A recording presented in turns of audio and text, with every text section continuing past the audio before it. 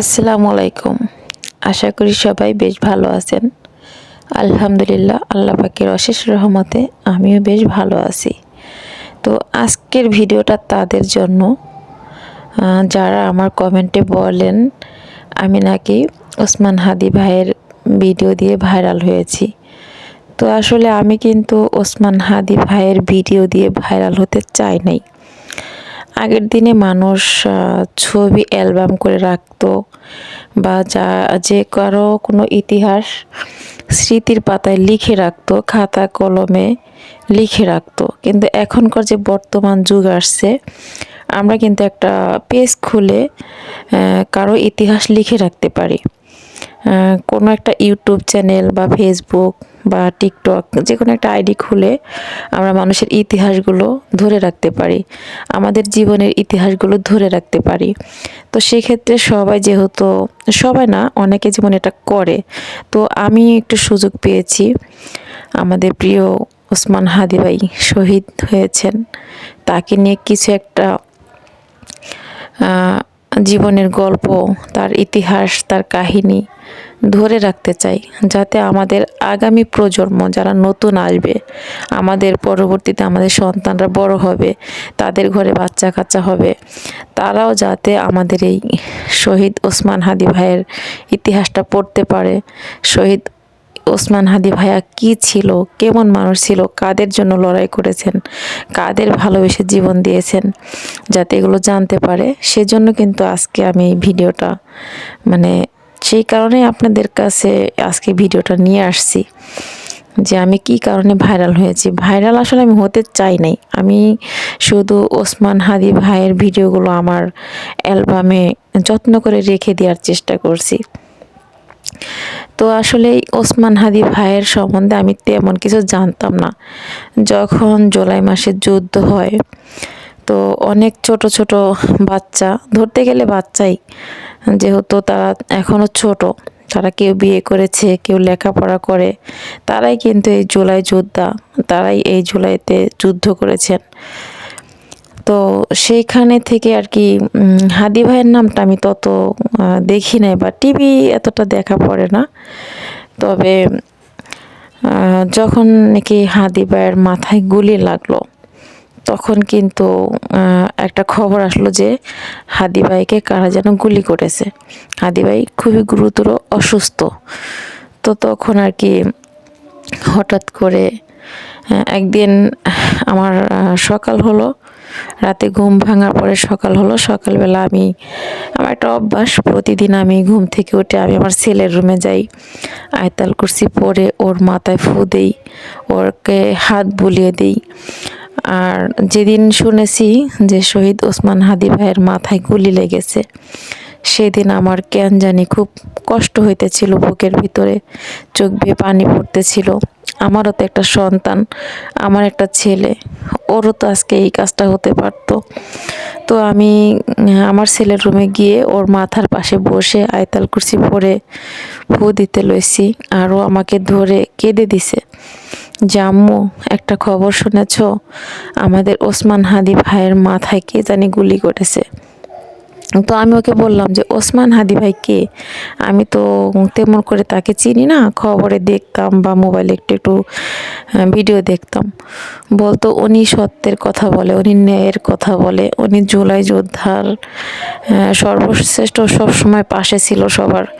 যত মানুষ শহীদ হয়েছেন তাদের পক্ষে কথা বলছেন, তাদের নিয়ে লড়েন।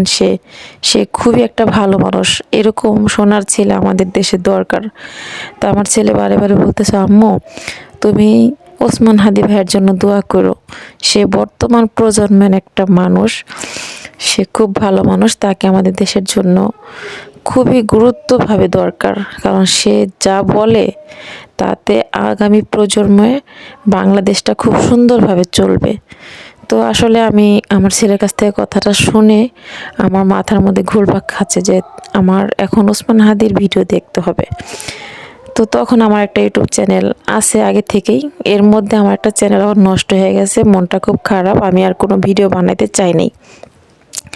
তারপরে ওর কথা শুনে আমি এসে ওসমান হাদি নামে সার্চ করলাম মোবাইলে, দেখি যে এরকম রিক্সা দিয়ে যাচ্ছিল, বাইক দিয়ে দুটো ছেলে গুলি করছে। তো ওই ভিডিওটা আসার পরে থেকে অনেক ভিডিওই আমার মোবাইলে আসতেছে।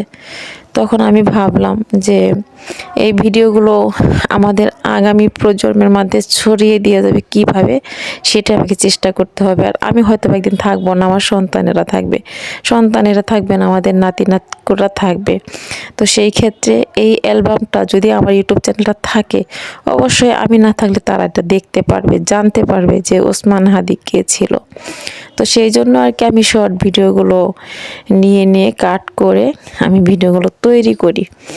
আর ওসমান হাদি ভাইয়ের জন্য প্রতিনিয়তই আমার খুব কষ্ট হয়, আমার কান্না আসে। ওসমান হাদি কারো ভাই, কারো সন্তান, কারো হাজবেন্ড, কারো বাবা।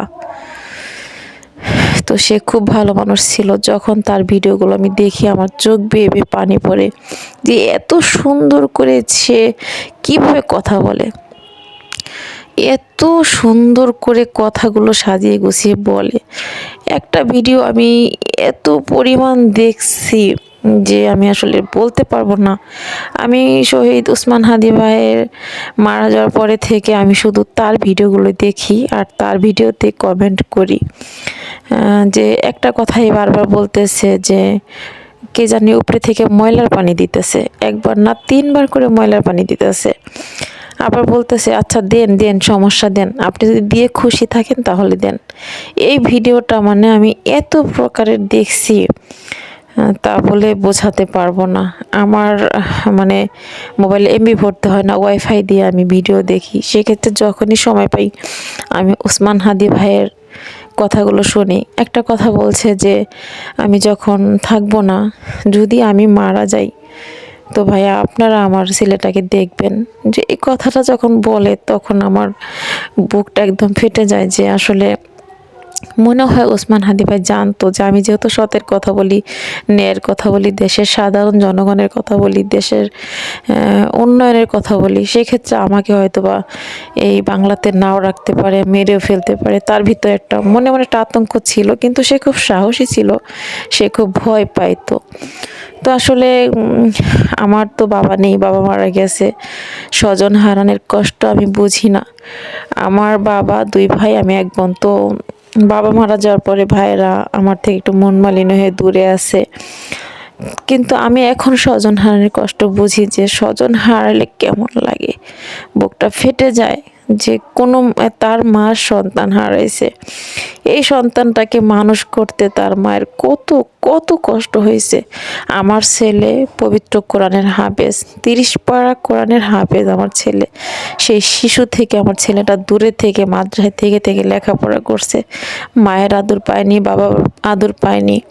তো শহীদ ওসমান হাদিও মাদ্রাসায় লেখাপড়া করেছে, তার পরিবার মাদ্রাসা লাইনের, তার বাবা বড় একটা আলেম, তার ভাইও, মানে তারা খুব ইসলামিক লাইনে চলাফেরা করে, দিনের পথে চলাফেরা করে।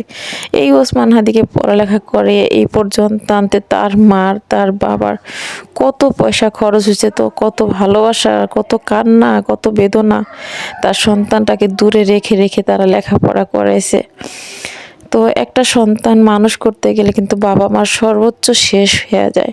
সে যত কোটিপতি হোক, যত গরিব হোক, রিক্সা চালকের সন্তানকে লেখাপড়া করাতে যেমন টাকা খরচ হয়, একটা কোটিপতির সন্তানকেও লেখাপড়া করাতে ঠিক ততটাই টাকা খরচ হয়, কষ্ট হয়। তো বড় পর্যায়ে লেখাপড়া করাইতে গেলে অনেক টাকার দরকার। সেই টাকাগুলো তো বাবা মার ইনকাম করতে হয়। আবার ছেলে যখন দূরে থেকে লেখাপড়া করে, হোস্টেলে থেকে লেখাপড়া করে, বাবা মার ভালো খাবার মুখ দিয়ে ঢোকে না। বারে টেনশন হয় যে আমার ছেলে কী খাইতেছে, আমার ছেলে কত কষ্ট করে হোস্টেলে থাকতেছে, কীভাবে লেখাপড়া করতেছে। প্রতিটা বাবা মাই কিন্তু সন্তান মানুষ করে তাদের ভবিষ্যতের কথা ভেবে, যে আমার সন্তানটা বড় হবে, আলোতে আলোকিত হবে, শিক্ষিত হবে, সোনার বাংলাটাকে সুন্দর করে গড়বে, সোনার বাংলার কথা বলবে, বাংলাদেশের মানুষের কথা বলবে, ঐক্যবদ্ধ নিয়ে চলবে। তো সব বাবা মাই স্বপ্ন নিয়ে সন্তান বড় করে। এক পর্যায়ে হঠাৎ করে যদি বাবা মার সামনে থেকে একটা সন্তান চলে যায়, তখন বাবা মার কেমন লাগে। আমরা কোনো বাবা মা সন্তান হারাইতে চাই না। আমরা চাই আমাদের লাশ আমাদের সন্তানরা কাঁধে নিবে, আমাদের নিজের হাতে তারা মাটি দিবে। এটাই সব বাপ মা আশা করে। তো একটা কথা বলবো, আমাদের শহীদ ওসমান হাদি ভাইয়ের জন্য আপনারা সবাই দোয়া করবেন। আমি তাকে আগে চিনতাম না, জানতাম না, কিন্তু যেদিন থেকে তার মাথায় গুলি লেগেছে, সারা বিশ্বে খবরটা পৌঁছে গেছে, তখন আমার পুরো শরীরেই ওসমান হাদির কণ্ঠগুলো সারাক্ষণ বাজতে থাকে। তার ভিডিও আমি এত পরিমাণ দেখি, এই জন্য নিজের অ্যালবামে বদ্ধ করে রেখেছি। আসসালামু আলাইকুম, সবাই ভালো থাকবেন।